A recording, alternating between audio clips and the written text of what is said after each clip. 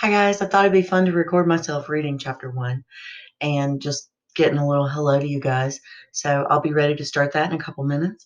So get your book and maybe get out your packet. You can write a couple notes on the side of the paper. And I've got my candle here. So I'm ready to go. Today, the smell is sugared cinnamon apple. So you know that we're at home in the classroom, right? So now I've got my candle going. I've got a fan ready in case I get hot. I got my coffee and other drinks, nothing bad. And I wanted to show parents this is what the packet looks like.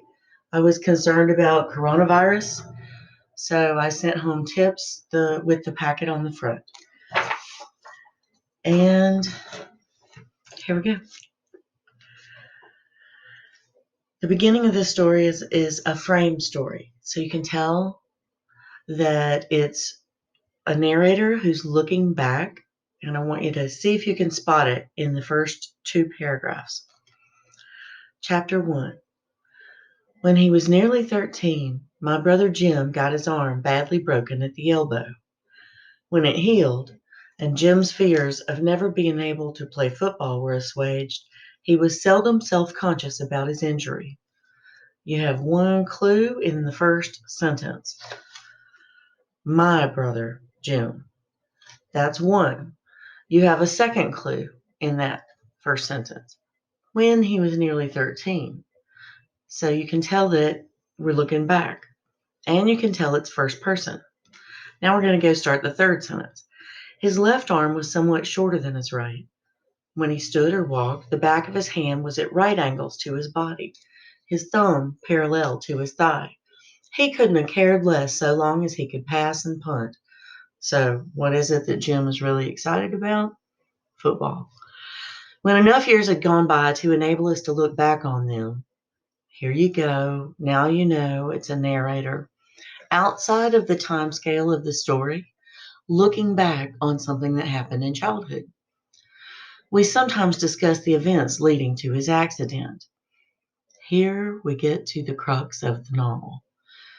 I maintain, that's the narrator, I maintain that the Ewells started it all. But Jim, who was 4 years my senior, said it started long before that. He said it began the summer Dill came to us, when Dill first gave us the idea of making Boo Radley come out. Now here we should pause, and you should go to your packet, and let's make sure you've got all the notes you need on the front of, on the first part of the packet. All right, so far there is nothing for you to write in your packet on number 1, and so we're going to pick up with the third paragraph in chapter 1. If you're ahead, that's okay. You can just listen or watch, or you don't have to at all. And here we go, paragraph 3. The next few paragraphs, about 6 paragraphs, this is all on the history of the family and how long the family has lived in Alabama and how they see themselves as Southerners, and they came from England. And one of their ancestors built the homestead called Finch's Landing, and how their aunt, Alexandra, is the one who still lives in Finch's Landing, and how their father is an attorney, a lawyer, and he lives and practices his practices law in Macomb.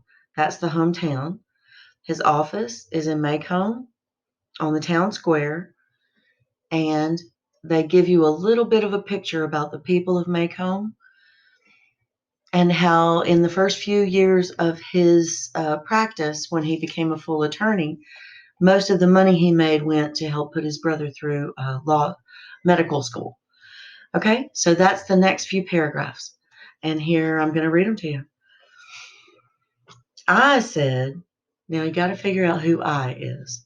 And I is the narrator, Scout Finch, also known as Jean Louise Finch, a little girl. I said if he wanted to take a broad view of the thing, it really began with Andrew Jackson. If General Jackson hadn't run the creeks up the creek, Simon Finch would never have paddled up the Alabama. And where would we be if he hadn't? We were far too old to settle an argument with a fistfight. So we consulted Atticus. Our father said we were both right. Notice that Scout is the little girl, the narrator. Her brother is Jim, Jem, short for Jeremy, and their last name is Finch. Their father's name is Atticus, and they both call him Atticus. So, paragraph 4. Being Southerners, it was a source of shame to some members of the family that we had no recorded ancestors on either side of the Battle of Hastings. All we had was Simon Finch, a fur-trapping apothecary, remember that from Romeo and Juliet? From Cornwall, whose piety was exceeded only by his stinginess. Piety means he's a strong believer and very religious, and the only thing that he had more of was stinginess, so he was very tight with his money. In England, Simon was irritated by the persecution of those who called themselves Methodists at the hands of their more liberal brethren. And as Simon called himself a Methodist, he worked his way across the Atlantic to Philadelphia, thence to Jamaica, thence to Mobile, and up the St. Stephen's, probably river. Mindful of John Wesley's strictures on the use of many words in buying and selling, John Wesley is the one who founded the Methodists, and that's part of the Christian religion. And that's part of the religion that broke apart from Catholics in England. Simon made a pile practicing medicine, but in this pursuit he was unhappy, lest he be tempted into doing what he knew was not for the glory of God, as the putting on of gold and costly apparel. So as practicing medicine, he was not supposed to gather great goods and things like that according to his religious beliefs. So Simon, having forgotten his teacher's dictum on the possession of human chattels, bought 3 slaves, meaning his religion forbid him to purchase people, but he did it anyway. And he bought 3 slaves, and with their aid established a homestead on the banks of the Alabama River, some 40 miles above St. Stephen's. He returned to St. Stephen's only once to find a wife, and with her established a line that ran high to daughters. Simon lived to an impressive age and died rich. Next paragraph. It was customary for the men in the family to remain on Simon's homestead, Finch's Landing, and make their living from cotton. The place was self-sufficient, modest in comparison with the empires around it. The landing, nevertheless, produced everything required to sustain life, except ice, wheat, flour, wheat flour, and articles of clothing supplied by river boats from Mobile. Simon would have regarded with impotent fury the disturbance between the North and the South, as it left his descendants stripped of everything but their land. Yet the tradition of living on the land remained unbroken until well into the 20th century, when my father, Atticus Finch, went to Montgomery to read law, and his younger brother went to Boston to study medicine. Their sister Alexandra was the Finch who remained at the landing. She married a taciturn man who spent most of his time in the hammock by the river, wondering if his trot lines were full. Pause here. So what was Alexandra's husband doing? Yeah, that's right, fishing. All right. When my father was admitted to the bar, that means he passed the test to become an attorney, he returned to Macomb and began his practice. Like he opened up his shop to be a lawyer. Macomb, some 20 miles east of Finch's Landing, was the county seat of Macomb County. Atticus's office in the courthouse contained little more than a hat rack, a spittoon, a checkerboard, and an unsullied code of Alabama. What's a spittoon? That is what fellows used to spit their tobacco juice into if they were chewing tobacco or dipping snuff. Yuck. His first 2 clients, when he was first an attorney, the first 2 clients he had were the last 2 people hanged in the Macomb County Jail, Atticus had urged them to accept the state's generosity in allowing them to plead guilty to second-degree murder and escape with their lives. But they were Haverfords, in Macomb County, a name synonymous with jackass. The Haverfords had dispatched Macomb's leading blacksmith in a misunderstanding arising from the alleged wrongful detention of a mayor, and were imprudent enough to do it in the presence of 3 witnesses. And they insisted that the SOB had it coming to him was a good enough defense for anybody. Now back that up and look back at that word dispatched. Pause here. Think about what that word really means. It's a euphemism. Pause. All right. So it said that the Haverfords had dispatched the blacksmith. That means that they killed him. And they did it because of a mare, which is a female horse. And 3 witnesses saw him kill the blacksmith. And then his only defense was the blacksmith had it coming to him. So there was really nothing Atticus could do. They persisted in pleading not guilty to first-degree murder.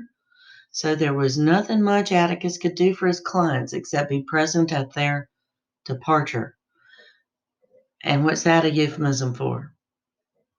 Their execution. An occasion that was probably the beginning of my father's profound distaste for the practice of criminal law. And there you got a little bit into what Scout thinks now that she looks back on all those years. All right, one more paragraph, then a little break.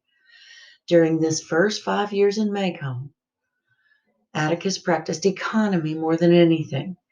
For several years thereafter, he invested his earnings in his brother's education. John Hale Finch was 10 years younger than my father and chose to study medicine at a time when cotton was not worth growing. But after getting Uncle Jack started, how do you get Uncle Jack from his brother being named John? That's his nickname, Uncle Jack. Atticus derived a reasonable income from the law. He liked Macomb. He was Macomb County born and bred. He knew his people. They knew him. And because of Simon Finch's industry, that's another euphemism for all the daughters he had, Atticus was related by blood or marriage to nearly every family in town. Now, these next few paragraphs are a great description of Macomb, and 2 paragraphs there. And then you get into the household. So you've got a few paragraphs on Calpurnia and Jim and Scout and what happened to their mother. And then you get an introduction to Dill. Then you get them interacting with Dill, and I think you guys can read that part just fine. So I'll walk you through the Macomb paragraphs here. Ready? Macomb was an old town, but it was a tired old town when I first knew it. In rainy weather, the streets turned to red slop. Grass grew on the sidewalks. The courthouse sagged in the square. Somehow it was hotter then. A black dog suffered on a summer's day. Bony mules hitched to Hoover carts flicked flies in the sweltering shade of the live oaks on the square. Men's stiff collars wilted by 9 in the morning. Ladies bathed. Lost my place. Ladies bathed before noon, after 3 o'clock naps, and by nightfall were like soft tea cakes with frostings of sweat and sweet talcum. Only a little girl would think that was nice. People moved slowly then. They ambled across the square, shuffled in and out of the stores around it. Took their time. Time seemed longer. A day was 24 hours long, but seemed longer. There was no hurry, for there was nowhere to go, nothing to buy, and no money to buy it with. Nothing to see outside the boundaries of Macomb County. But it was a time of vague optimism for some of the people. Macomb County had recently been told it had nothing to fear but fear itself. Do you know where that comes from? We lived on the main residential street in town, Atticus, Jim, and I, plus Calpurnia, our cook. Jim and I found our father satisfactory. He played with us, read to us, and treated us with courteous detachment. Calpurnia was something else again. She was all angles and bones. She was nearsighted. She squinted. Her hand was wide as a bed slat and twice as hard. Now wait, how do they know? How does Scout know? From spankings. She was always ordering me out of the kitchen, asking me why I couldn't behave as well as Jim. And she knew he was older, and calling me home when I wasn't ready to come. Our battles were epic and one-sided. Calpurnia always won, mainly because Atticus always took her side. She had been with us ever since Jim was born, and I had felt her tyrannical presence as long as I could remember. Tyrannical? Like a tyrant. Does she sound like a tyrant? Next paragraph is going to tell you the story of her mother. And after that, a little about Mrs. Dubose, and then Dill. So I think I'll leave you here and let you finish chapter 1. But at the end of the chapter, notice what's happening. When Scout notices something small, and the two boys didn't notice. They weren't close enough. I'll talk to you guys again soon. Take care.